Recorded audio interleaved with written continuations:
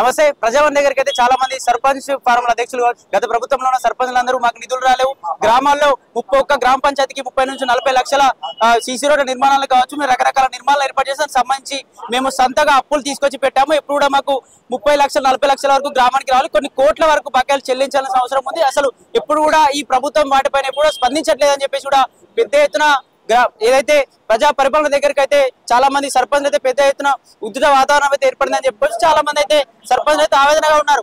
మేము ఒక గ్రామ పంచాయతీకి 30 నుంచి 40 లక్షల వరకు సీసీ రోడ్ నిర్మాణానికి కావచ్చు, రకరకాల నిర్మాణాలకు కావచ్చు పెట్టుబడులు పెడితే ఇప్పటికి కూడా మాకు ఒక్క రూపాయి కూడా చెల్లించడం లేదు. గత ప్రభుత్వం ఉన్నప్పుడు కరెక్ట్ గానే చెల్లించింది, టైం టు టైం మేము బస్సులు తీసుకోగలిగాము, అప్పులు కట్టుకోగలిగాము. కానీ ఇప్పుడు మేము చాలా ఇబ్బందుల పాలవుతున్నాం అని చెప్పేసి కూడా చాలా మంది సర్పంచ్లు అయితే ఆవేదన చెప్తా ఉన్నారు. మాట్లాడదాం, చాలా మంది సర్పంచ్ మనతో ఉన్నారు. ఒకసారి మాట్లాడి అసలు వాళ్ళ సమస్య ఏంటి, నిజంగానే ప్రభుత్వం ఇట్లా మొండి వైఖరిగా ప్రవర్తిస్తా ఉందా, వాళ్ళతో మాట్లాడే ప్రయత్నం అయితే చేద్దాం. ఎన్ని నిధులు రావాలి మమ్మల్ని మా మీద కక్ష కట్టి మాకు బిల్లులు ఇవ్వలేదు. ఇది ప్రజారాజ్యం, ప్రజాపాలన కాదు, ప్రజాపాలన ఫస్ట్ వడ్డించే పాలన నడుస్తుంది. కాబట్టి మేము 14 నెలలు అవుతున్నా ఈ ప్రభుత్వం వచ్చినా మాది పరిష్కరించలేదు. అందుకే మా బిల్లులు చెల్లిస్తలేదు అని ఇలా ప్రజాభవన్ ముందు పండుకొని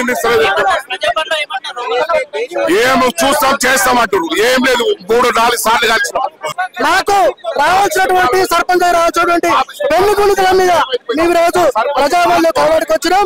నాకు రావాల్సిన నిధులు చెప్పేసి మీనాక్షి గారు మేడం గారు కాంగ్రెస్ పార్టీ ఏఐసిసి ఇన్ఛార్జ్ గా ఇక్కడికి రావడం జరిగింది.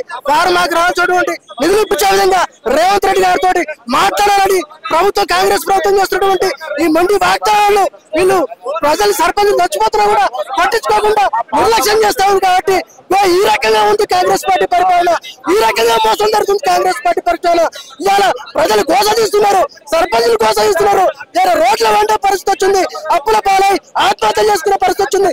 అందుకోసమే కాంగ్రెస్ పార్టీకి కనువిప్పు కలిగే విధంగా, కాంగ్రెస్ పార్టీ ముఖ్యమంత్రి రేవంత్ రెడ్డికి కనువిప్పు కలిగే విధంగా మీరు తక్షణమే ఓసీసీ ఇన్ఛార్జ్ గా, కాంగ్రెస్ పార్టీ ఇన్ఛార్జ్ గా వచ్చారు ముఖ్యమంత్రి రేవంత్ రెడ్డి గారికి ఈ విషయాన్ని చెప్పి నాకు రావాల్సిన నిధులు ఇప్పించాలని, మీనాక్షి మేడం గారికి తెలియాలని, ఈ రాష్ట్ర పరిస్థితి ఏ రకంగా ఉందో మీ ఏఐసిసి ఇన్ఛార్జ్ వచ్చేటువంటి మీనాక్షి మేడం గారికి తెలవడం కోసమే మేము నిరసన కార్యక్రమం చేస్తున్నాం. మా బాధను వెళ్ళబుచ్చుకుంటాం సార్.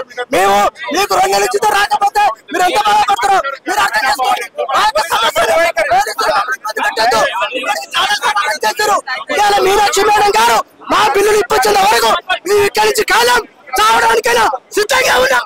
ప్రభుత్వం మండి వైఖరి ఇవాళ కాంగ్రెస్ ప్రభుత్వం